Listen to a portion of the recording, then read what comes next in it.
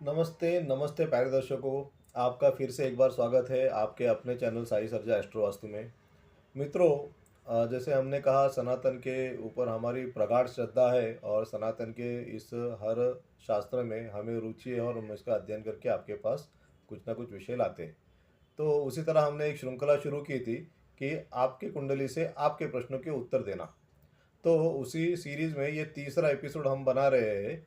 हमने जो सीरीज शुरू की थी उसके लिए हमारे दर्शकों ने हमें बहुत सारे प्रश्न पूछे हमारे चैट पे आके, हमारे व्हाट्सअप नंबर पे कुंडली और प्रश्न उन्होंने दिए। तो ये तीसरी कुंडली और इसके प्रश्न हैं जो हम आज आपके लिए इस कार्यक्रम में लेके आए।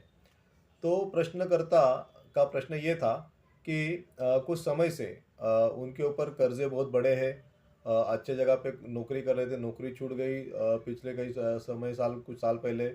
और इनका जो घर था, खुद का घर था, वो खुद का घर इन्हें बेचना पड़ा इस कर्जे के चक्कर में, कर्जे को उतारने के लिए। और इनके दोस्त के साथ इनका कुछ बिजनेस चल रहा था, तो इस बिजनेस में भी इनको धोखा मिल गया और वो चला नहीं। अभी प्रश्नकर्ता ये जानना चाहता था कि क्या मैं फिर से अपने सभी कर्जों से मुक्त हो पाऊंगा? क्या मैं अपना खुद का घर खुद से बनाऊं? आज वो रेंट पे रह रहे, तो क्या वो अपने घर में खुद के घर में रहने जा सकते हैं? क्या उनको आय के जो माध्यम है वो अच्छे बन सकते हैं? और क्या उनको जो ज़िंदगी में अभी परेशानियां या वो कभी भी खत्म हो सकती है, या इनका आयुष्य जीवन ऐसे ही बुरी तरह से खराब चलता रहेगा? हमने इनकी कुंडली का अध्ययन किया। ये कुंडली हमने आपके लिए, आपके समझने के लिए, आपके संज्ञान के लिए यहाँ पे लगाई हुई है। आप देख सकते हैं इनकी कुंडली। ये गुरु और केतु साथ में लग्न में बैठे, राहु सप्तम है, शनि सूर्य के साथ, बुध के साथ 12वें घर में, 12वां घर जहाँ पे हम एक्सपेंसेस का घर जिसे कहते हैं, वहाँ से शनि और सूर्य एक साथ होने से दोष बना, उसकी दृष्टि द्वितीय भाव पे है शनि की, जिसके वजह से धन भाव को अफेक्ट करता है, इम्पैक्ट करता है। मंगल शुक्र की युति बहुत क्लोज, 22-22 डिग्री, एकदम क्लोज कनेक्शन। उनके पंचम नंबर की राशि यानी दशम घर पे बनी है, आप देख सकते हो, और चंद्राष्टम है, जिससे हमने देखा कि उनकी माता को तकलीफ है, परेशानी है। एक तो 11 नंबर यानी कुंभ राशि इनके चतुर्थ बनी और चंद्र स्वयं अष्टम है, तो इनके माता जी को तकलीफ होने की संभावनाएं बनती हैं। जैसे मैं हमेशा कुंडली का अध्ययन करता हूँ, पहले तो मैं ये देखता हूँ कि जो कुंडली सामने प्रस्तुत की गई है, क्या वो सही है या नहीं है।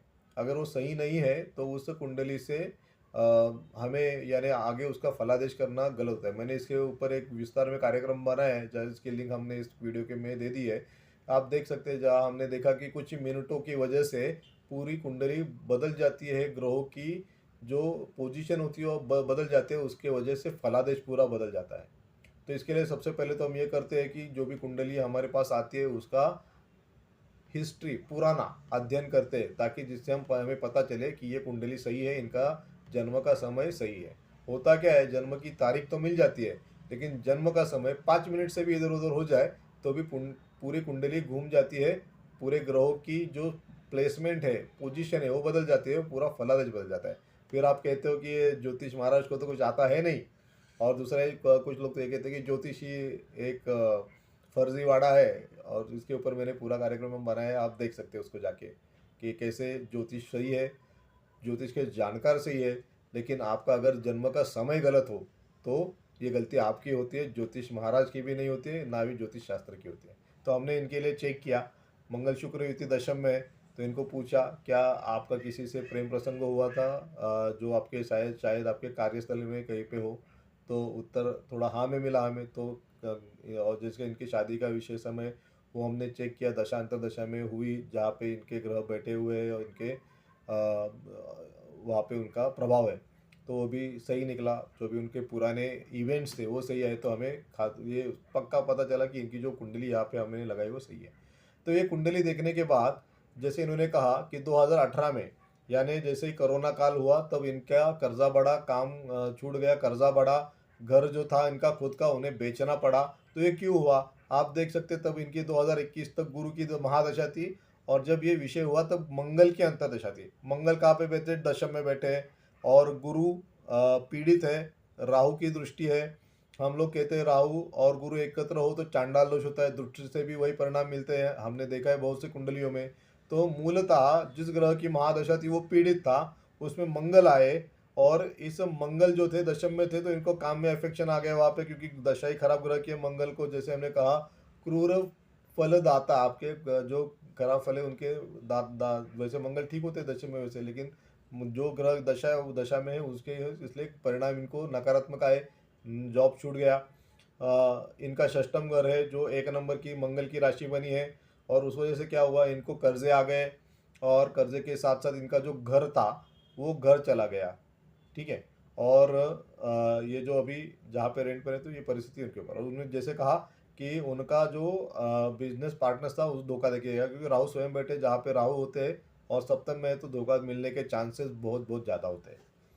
तो यहाँ तक एनालिसिस आ गया। उनका प्रश्न था आगे क्या होगा, क्या यही लाइफ रहेगी। 21 के बाद इनकी कौन सी दशा आ गई, 21 के बाद इनकी आ गई 2021 के बाद शनि की दशा।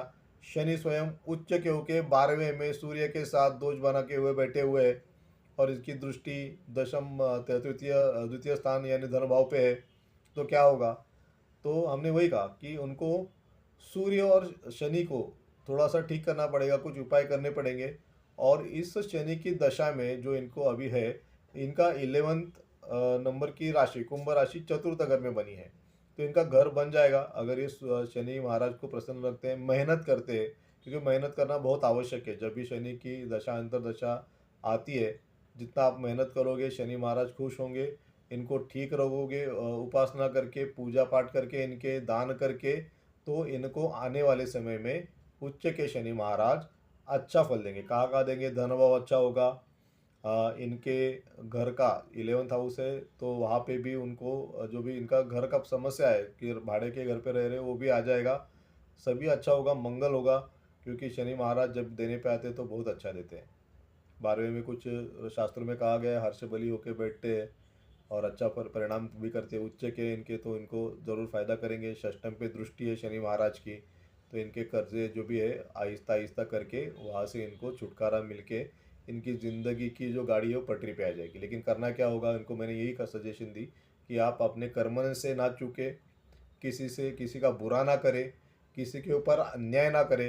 शनि महाराज के लिए जितने हो सके आप उनको प्रसन्न रखने के उपाय करें, और अपने कर्म में अपने कार्य में मग्न रहे। इतना भर करने से आपकी जीवन की गाड़ी पटरी पे आ गई। जो भी आज समस्या आपकी शुरू है, वो हर समस्या आपकी खत्म हो जाएगी और आपका जीवन मंगलमय और शुभ होगा। अगर आप भी जानना चाहते हैं, कोई प्रश्न है, तो आप हमें कमेंट में लिख सकते हैं कि क्या प्रश्न है, और आपके जन्म के detail, date of birth, time of birth और प्लेस ऑफ बर्थ लिख के आप दीजिए। आपका प्रश्न हम ज़रूर लेंगे, और उसके ऊपर जितना भी हमसे हो सके, जितना भी हमारा अल्प ज्ञान है, उस ज्ञान के माध्यम से हम आपको उसका जवाब देने का पूरा पूरा प्रयास करेंगे।